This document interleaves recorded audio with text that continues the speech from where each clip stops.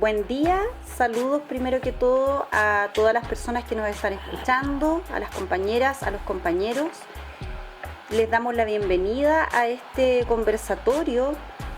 La idea es que podamos analizar en conjunto algunos aspectos relevantes del actual Código del Trabajo.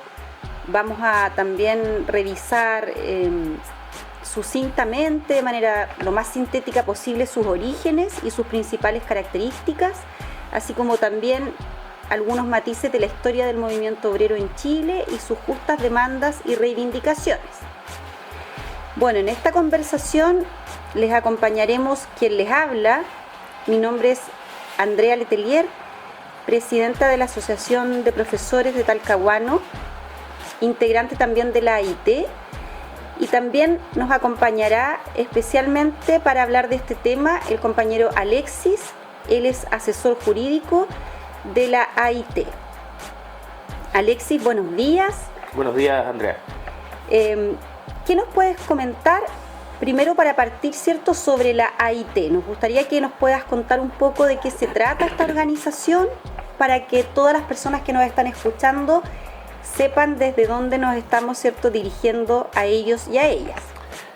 Bueno, mira, Andrea, la Asociación Intersindical de Trabajadoras y Trabajadores Clasistas, AIT, es una organización de trabajadores y trabajadoras que nos hemos constituido como una corriente político-sindical clasista, que busca hacer un aporte en la construcción de un sindicalismo clasista y combativo.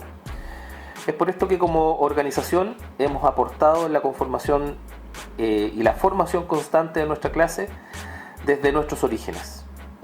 Es dentro de este marco del desarrollo de la formación político-sindical que como organización hemos decidido sistematizar algunas de las experiencias concretas que hemos desarrollado y transmitirlas al conjunto de la clase obrera, con el objetivo de que dicha sistematización y traspaso constituya un aporte para orientar el desarrollo concreto de la labor sindical, entregando herramientas políticas y jurídicas prácticas que permitan crear más sindicatos clasistas y fortalecer los existentes.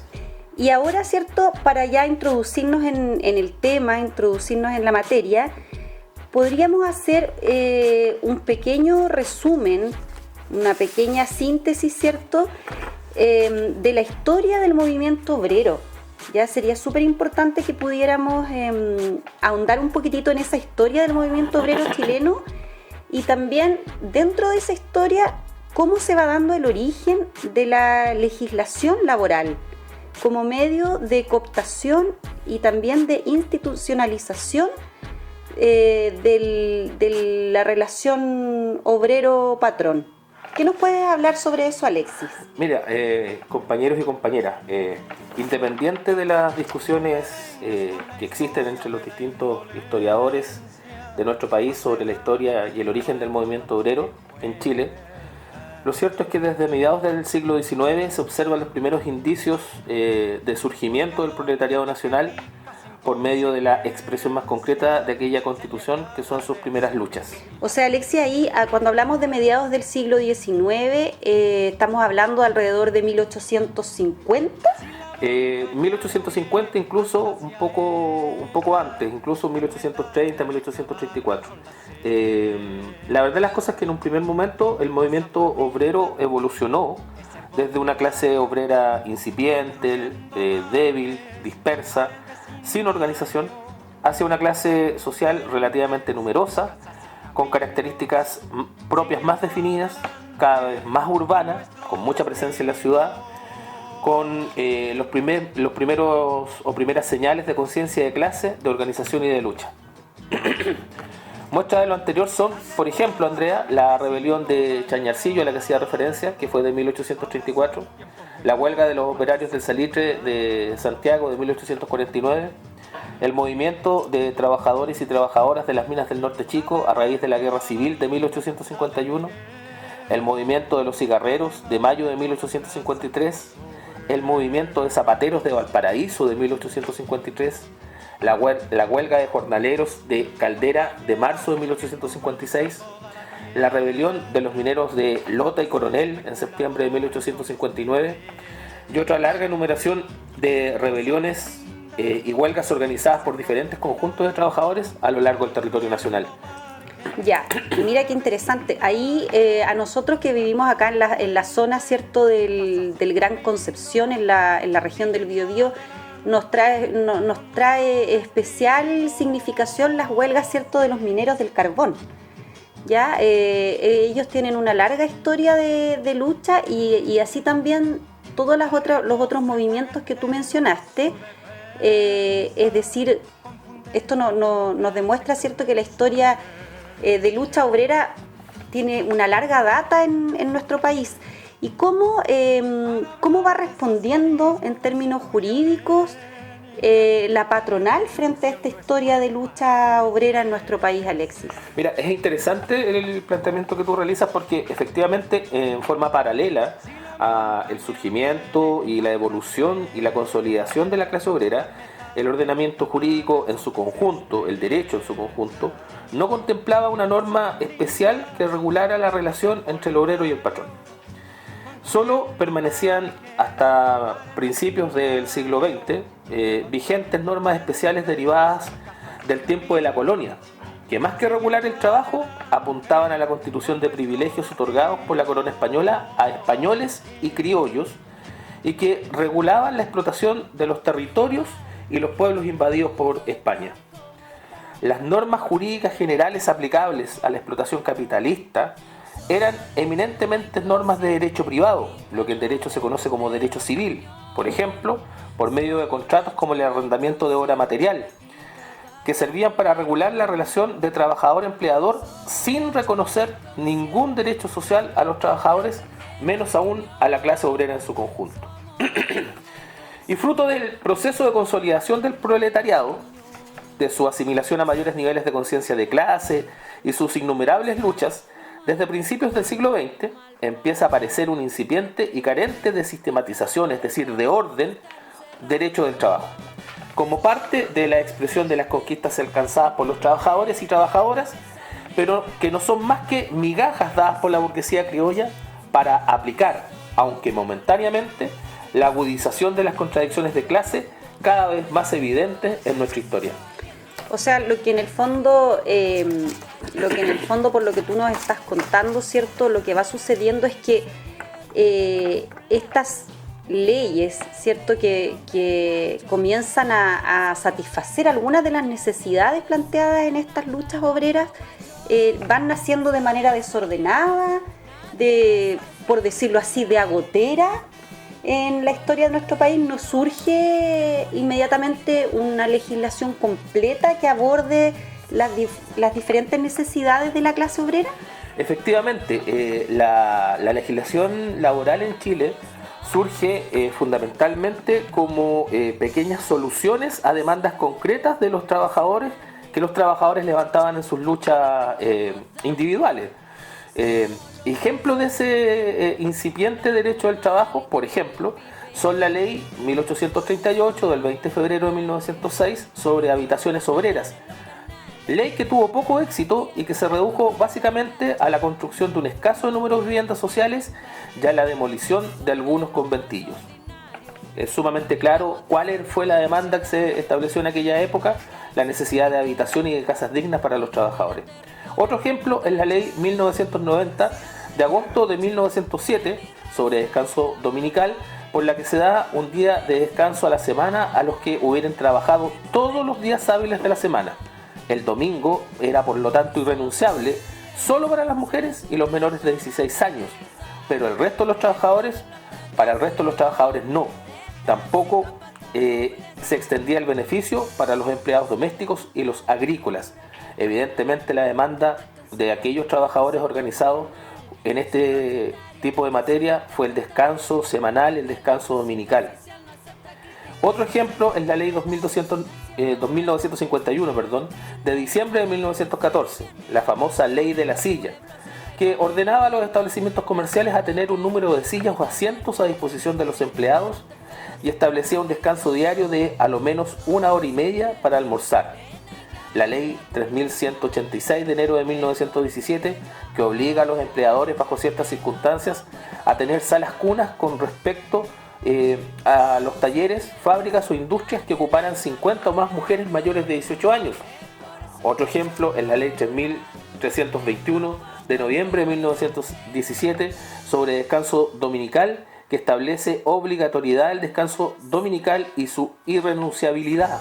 Esta norma perfecciona la que ya citamos, porque aquí el domingo se establece como descanso obligatorio e irrenunciable.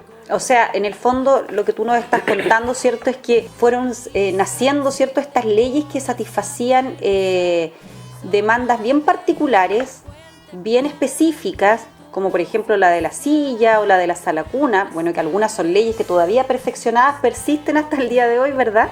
Y pero no hay un conjunto de leyes quizás que se puedan entender como una seguridad social para la clase obrera.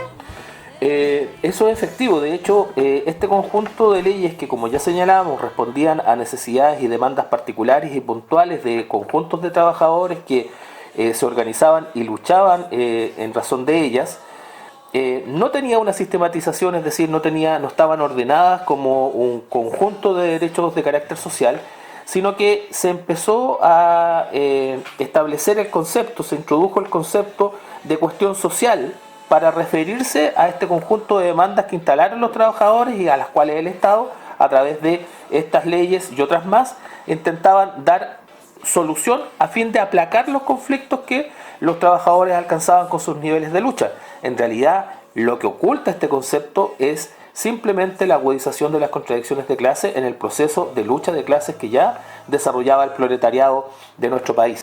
De hecho, en 1924, a propósito de esta escasa sistematización, se aprueban 7 leyes que tienen una importancia histórica fundamental desde el punto de vista de la creación del derecho del trabajo, que son la base del Código del Trabajo de 1931 y que son la Ley 4053 sobre contrato de trabajo obrero, la Ley 4054 sobre seguro social obligatorio contra enfermedad, la Ley 4055 sobre indemnización por accidente de trabajo, la Ley 4056 sobre la creación de tribunales de conciliación y arbitraje, la Ley 4057 sobre organización sindical, la Ley 4058 sobre sociedades cooperativas y la Ley 4059 sobre empleados particulares. Durante la segunda presidencia de Arturo Alessandri se dictaron varias leyes que mejoraron la legislación social existente.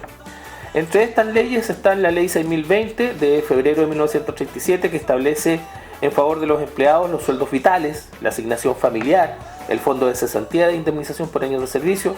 Posteriormente, el sueldo vital fue complementado por la Ley 7295, que se derogó el año 1987 por medio del Código del Trabajo de aquella época. También la Ley 6174 de 1933, que establece medidas preventivas, pretende la prevención precoz de enfermedades crónicas como la tuberculosis, el reumatismo y la sífilis, como las derivadas del trabajo. Ese conjunto de normas en términos generales son conocidas con el nombre de las leyes sociales. Ya, Alexis, o sea, tú lo que nos estás comentando en el fondo, o lo que podemos, ¿cierto?, ir deduciendo de lo que tú nos estás contando, es que recién, ya cerca de mediados, ¿cierto?, del siglo XX, en la historia de Chile, ¿cierto?, recién comienza a aparecer estos paquetes de leyes que vienen a responder en cierta medida a un sistema de legislación, ¿cierto?, sistematizada, digo, para responder a las necesidades de la clase obrera. Ya se avisora quizás un código laboral, un código del trabajo. ¿Estos serían quizás los antecedentes históricos del código laboral actual? De hecho, eso es efectivo. Cuando nosotros nos referimos al actual Código del Trabajo, que tiene en cuya construcción juega un papel fundamental el plan laboral desarrollado durante la dictadura, tenemos que hacer un poco de historia y retrotraernos al año 1931, porque en dicho año, bajo el gobierno de Carlos Ibáñez del Campo, a través de la dictación de un decreto con fuerza de ley, el decreto con fuerza de ley número 178, se dicta el primer código del trabajo en Chile. Y el primer código del trabajo en Chile de ese año no hace sino que refundir la legislación laboral vigente hasta esa fecha, es decir, todas las normas jurídicas y otras más que hemos mencionado en esta conversación, se funden en un código que en definitiva constaba de 4 libros.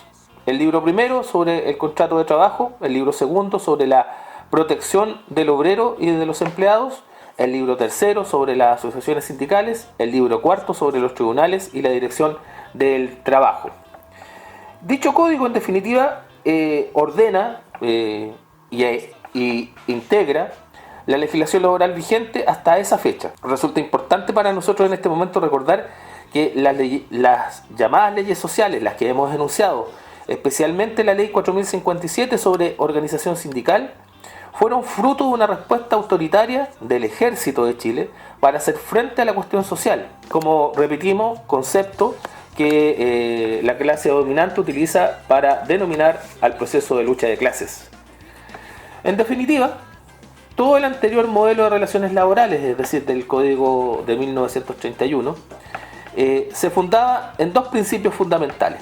El primero, entender el derecho laboral y por tanto las relaciones laborales como protectoras del trabajador en lo concerniente al contrato individual de trabajo, al consagrar una serie de derechos a favor de los trabajadores, aun cuando también establecía discriminaciones en su respecto. Y segundo, ser una norma rígida en las relaciones colectivas de trabajo, definiendo el tipo de estructura y el marco de acción de las organizaciones sindicales con una fuerte influencia y presencia del Estado. Dicho modelo de relaciones laborales, con la incorporación progresiva de más derechos a favor de los trabajadores individualmente considerados, estuvo vigente hasta el golpe de Estado de septiembre de 1973. Ya, entonces vemos ahí, ¿cierto?, un proceso ascendente en cuanto a la legislación laboral hasta septiembre de 1973. ¿Qué pasa ahí? ¿Se produce un quiebre en esos términos? Mira, efectivamente, todo el proceso de agudización de las contradicciones de clases, todo el proceso de lucha de la clase trabajadora, la conformación del proletariado, había permitido alcanzar dentro del derecho burgués el despliegue, el desarrollo de mayores derechos para los trabajadores y para las organizaciones sindicales, aun cuando siempre el derecho laboral chileno ha tendido a ser bastante más liberal y otorgar derechos burgueses al trabajador individualmente considerado, no tanto hacia las organizaciones sindicales. Sí, las organizaciones sindicales, en los hechos productos de la lucha que dieron y desarrollaron durante años, fueron cobrando una importancia cada vez más relevante. Desde el golpe de Estado de 1973, no solo hubo persecución política, crímenes de lesa humanidad, sino que también se atentó contra las organizaciones de clase. Hay que recordar que para los ideólogos de la dictadura y para los militares que reprimieron a nuestro pueblo, todo lo que oliera o tuviera aspecto de reivindicación social enmarcada dentro del comunismo era perseguida y era combatida, aniquilada. Recordemos que es el mismo día del golpe de Estado en que fue ocupada la sede de la CUT y de las federaciones asociadas a la Central Única de Trabajadores. Se implementan desde el primer día normas que impidieron el funcionamiento de los sindicatos. Se suspendió, por medio de bando militar, la presentación de pliegos de negociación colectiva. Se legitimó y facilitó el despido masivo de dirigentes sindicales y militantes que hubieran participado o participaran en huelgas declaradas ilegales. Ojo, que esto es súper importante porque dada la forma de regular los procesos de negociación colectiva, toda huelga era posible de ser declarada ilegal en aquel entonces. Se congeló el reajuste a las remuneraciones y pensiones.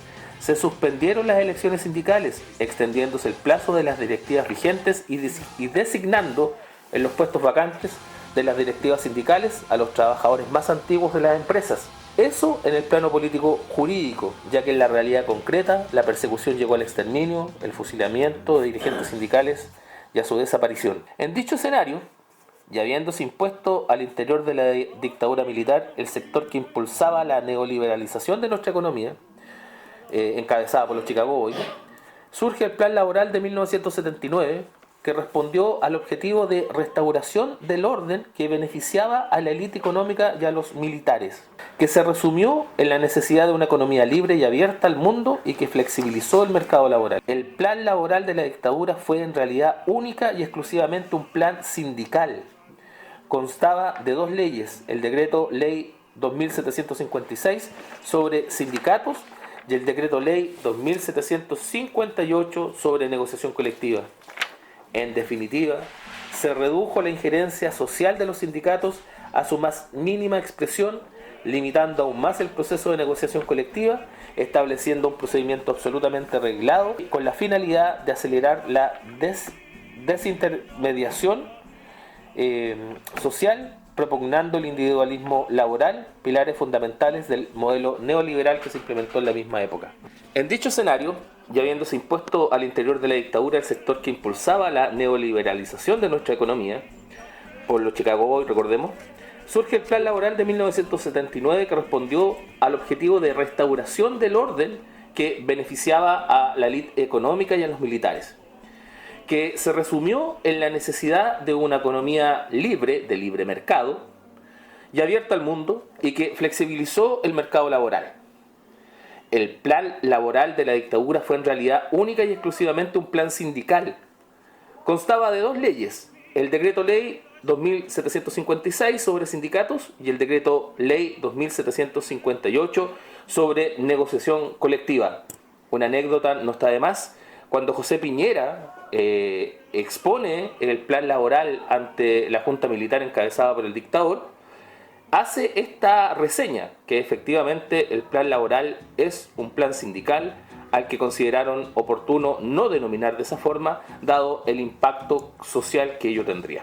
En definitiva, producto del plan laboral, se redujo la injerencia social de los sindicatos a su más mínima expresión, limitando aún más el proceso de negociación colectiva, estableciendo un procedimiento absolutamente reglado con la finalidad de acelerar la desintermediación social, propugnando el individualismo laboral, que son los pilares fundamentales del modelo neoliberal que se implementó en la misma época. Entiendo, Alexis, entendemos nos va quedando claro, ¿cierto? Esta secuencia histórica con la que tú nos estás describiendo la conformación del actual Código Laboral. Pero me surge una pregunta, porque una vez que termina la dictadura cívico-militar, ¿verdad? Y se da paso a esta, entre comillas, democracia, ¿cómo entonces siguen estos gobiernos de la concertación y de la derecha, cómo siguen tratando el tema de la legislación laboral para llegar hasta nuestros días? ¿Cómo nos puedes describir esta última etapa en la parte de la legislación laboral vigente? En definitiva, una vez que asumen los gobiernos de la concertación, entre comillas, llega la alegría que no nos alcanzó a los trabajadores, ¿cierto? La misma lógica del plan laboral, con el cambio de la administración de la dictadura a la concertación, permaneció. Se fue perfeccionando el despojo de los derechos laborales, especialmente en lo relativo a la capacidad de acción de los sindicatos, y la desnaturalización de la negociación colectiva. Se transformó la negociación colectiva en un instrumento casi que no produce ningún resultado, transformando la mal llamada huelga legal en una institución ineficaz en la cual el empleador puede exigir hoy la conformación de grupos de trabajadores que deben seguir prestando servicios a pesar de la huelga, bajo la figura de los servicios mínimos, y la posibilidad de que los trabajadores que hacen efectiva la huelga puedan ir individualmente reincorporándose a sus funciones sin consultar al sindicato. Estos últimos aspectos fueron introducidos, entre otros, por la última reforma laboral impulsada en el segundo gobierno de la señora Bachelet, ya apoyada por todos los partidos políticos que integraban la nueva mayoría, incluido el respaldo de la CUT, dirigida por el falso Partido Comunista. Igual es bastante fuerte la información que nos estás entregando, porque nos queda cierto evidenciado cómo este modelo y esta legislación que es antiobrera en el fondo se ha ido profundizando a lo largo de todas las últimas décadas y sobre todo en estos últimos 30 años, ¿cierto? Así es. Ahora, Alexis, ¿cómo podríamos quizás caracterizar o cómo podríamos imaginar, cómo podríamos ir delineando, ¿cierto?, el código laboral que nosotros necesitamos, que la clase trabajadora necesita? ¿Cuáles serían quizás algunas líneas generales o pilares, y también incluyendo ahí algunas demandas históricas, ¿cierto?, que podríamos ir incorporando en ese código laboral que nosotros, la clase trabajadora, necesita? Esa es una muy buena pregunta, compañera.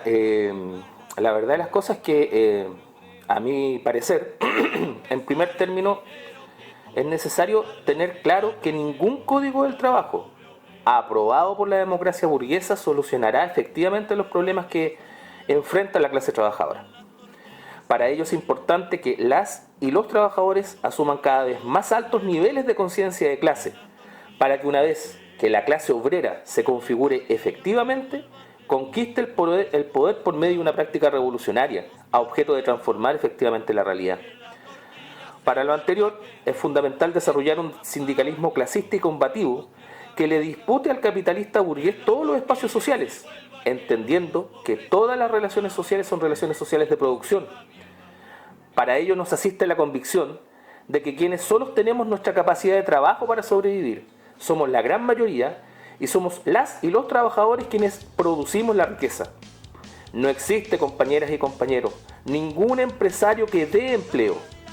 Lo que existen son capitalistas, dueños de los medios de producción gracias a nuestra explotación, que requieren de mano de obra de nuestro trabajo para seguir agregando valor a su capital acumulado, aumentando su riqueza y condenándonos en definitiva a la miseria. Pero no es menos cierto, compañera, que en ese proceso de lucha, que es donde nuestra clase se fortalece, requiere nuestra clase de avances y conquistas de derechos. En ese ejercicio, la demanda por un salario mínimo que efectivamente satisfaga todas las necesidades materiales, culturales y sociales de las y los trabajadores, la reducción de la jornada laboral a aquella que permita el desarrollo de otras dimensiones de las trabajadoras y trabajadores, una efectiva libertad sindical junto a un procedimiento de negociación colectiva que permita a trabajadores y trabajadoras discutir en plena igualdad de derecho con el patrón, elevar la huelga como un derecho esencial de toda organización frente al abuso patronal, más allá del mero proceso de negociación colectiva, el fin de la subcontratación y los contratos honorarios, la creación del contrato único del Estado, son algunas de las demandas que debemos levantar desplegando nuestras luchas organizadas para alcanzarla. Por ello, las y los trabajadores clasistas debemos abocarnos a la tarea de levantar sindicatos que luchen, fomentando la sindicalización entre las y los trabajadores, ayudando a profundizar las contradicciones de clase, evidenciando la perversidad patronal, guiando en definitiva nuestros pasos hacia la huelga general efectiva.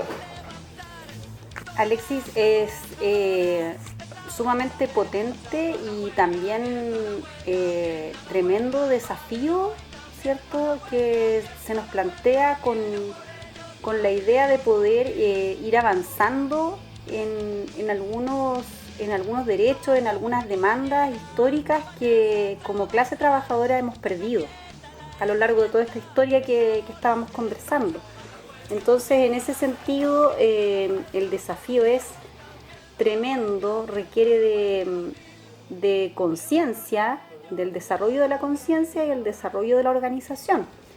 Así es que, en ese sentido, agradecer estos espacios de autoformación que nos estamos dando.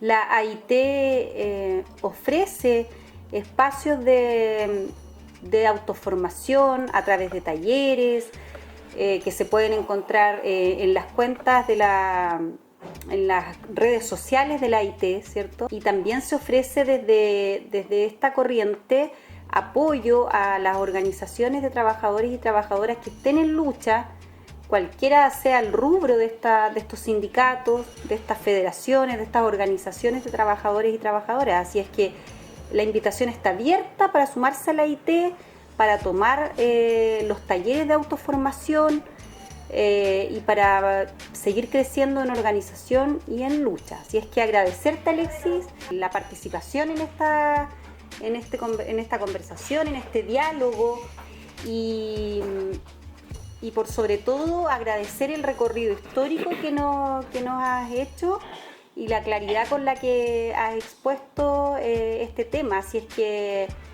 nada, te dejo la palabra para despedirte de los compañeros y compañeras que nos están escuchando. Gracias, compañera. En primer término, no es necesario agradecer este pequeño esfuerzo que hacemos como AIT para ir en ayuda a la organización de la clase obrera en nuestro país. Recalcar que la AIT presta asesoramiento y acompañamiento a la formación de sindicatos en los procesos de negociación colectiva y que participamos y acompañamos a los trabajadores en todos los conflictos en que estos se enfrentan con la patronal. Así que muchas gracias, compañeros y compañeras, por habernos escuchado y saludos clasistas.